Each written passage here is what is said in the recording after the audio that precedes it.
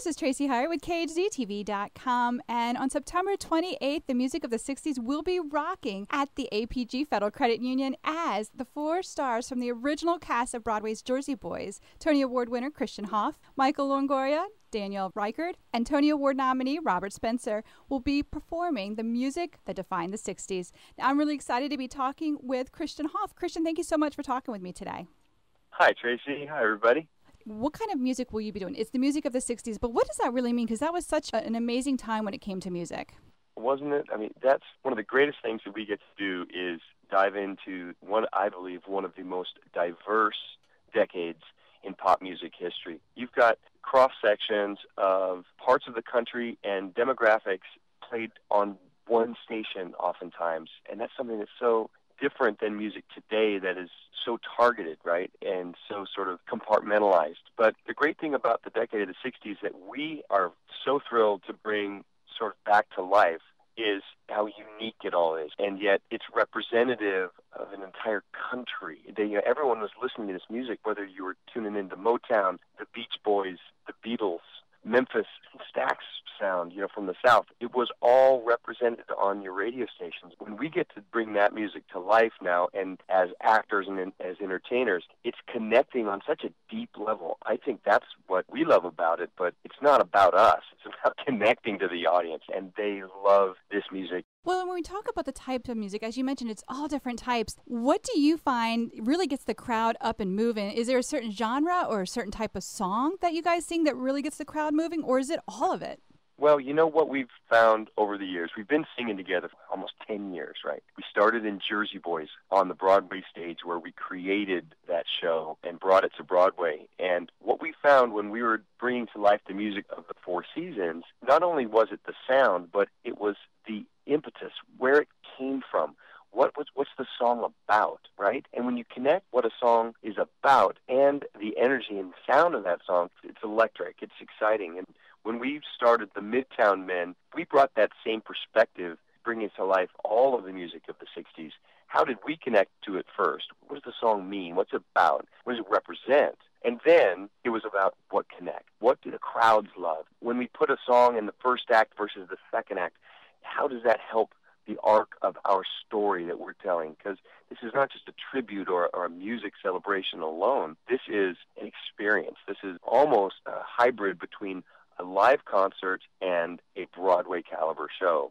Well, and I think in my case, I have 4 children, and I am looking forward to bringing them to the concert because, again, they never experienced the 60s music. You're going to be bringing music to these teenagers that maybe they've heard some of the songs, maybe not, but they didn't really get to feel them. And I think having it on stage, having you guys singing it, the choreography, the whole night, the whole presentation, I think is really going to move them and show them why the 60s was such a wonderful time for music.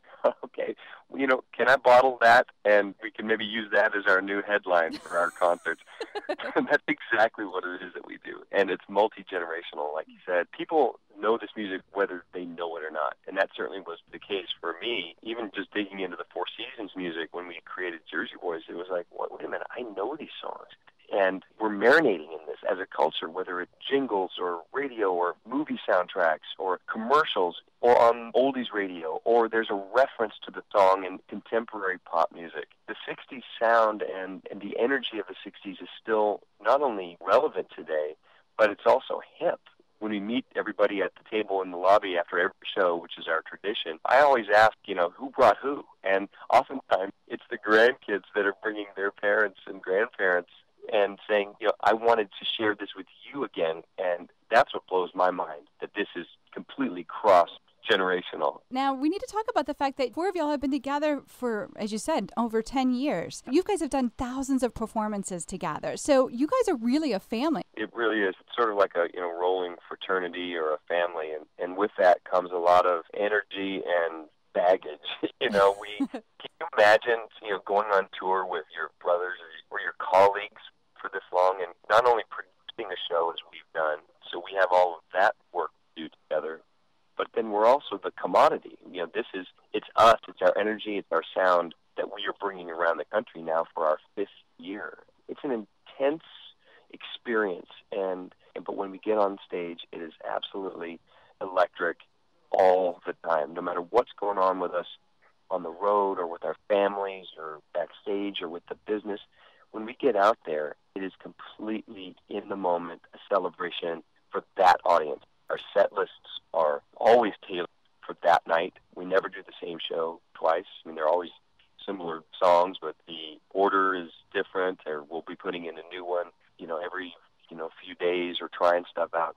It's very sort of fluid, but there's a great craft to what we do, and that's something we learned in our years on Broadway and now with our years on the road. It's very finely tuned, but very off-the-cuff experience.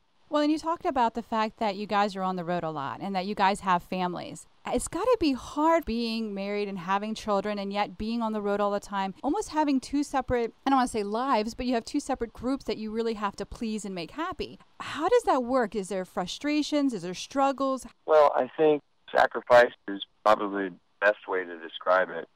They each get their full attention in their own time, right? I mean, the reason I work and I'm on the road is of course to make a living, so there's that component.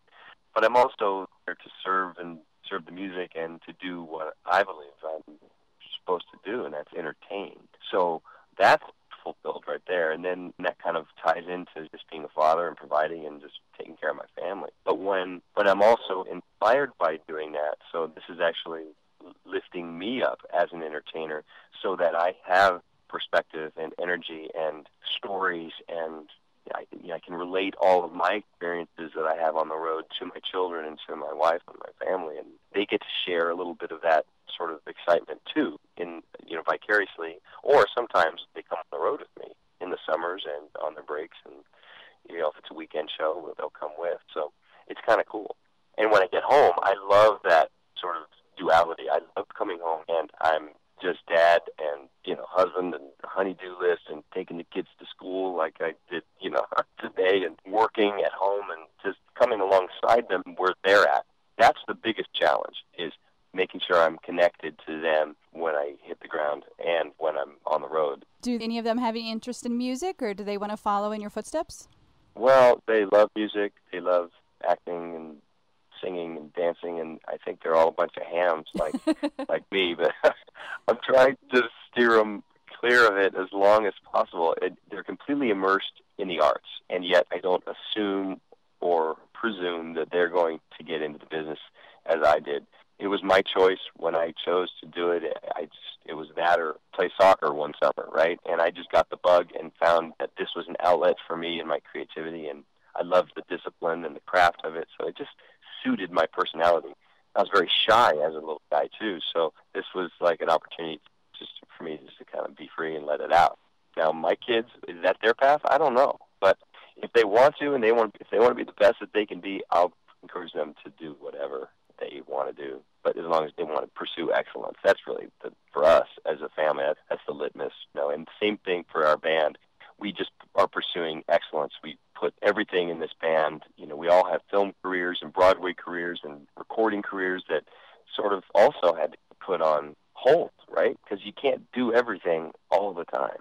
Like I said, I personally am excited for you guys to come on September 28th to the APG Federal Credit Union Arena in Bel Air. The concert will start at 7:30 p.m. As you mentioned, after the concert, you guys do come out, so the audience does have a chance to meet and greet. For me and my children, I'm really excited about that. Again, showing them what the music was about, showing them it in a format outside of just listening to it on the radio, experiencing not only the singing of it live, the choreography, the presentation, just the way the music moves them. I'm so excited for them to be experiencing that. So thank you guys so much for coming out here to this area. I'm looking forward to seeing the chemistry, which is with the Midtown Men. So Christian Hoff, thank you so much for talking with me today. Well, thank you, Tracy. We look forward to celebrating this music and just a night together with everybody out there in Bel Air, and we'll see you after the show. Absolutely. Again, the concert will be September 28th, starting at 7:30 p.m. at the APG Federal Credit Union Arena, which is on the campus of Hartford Community College in Bel Air. Again, it's the Midtown Men. You'll be listening to the music of the 60s, and I have to tell you, it is going to be amazing. I'm Tracy Hart for KHZTV.com.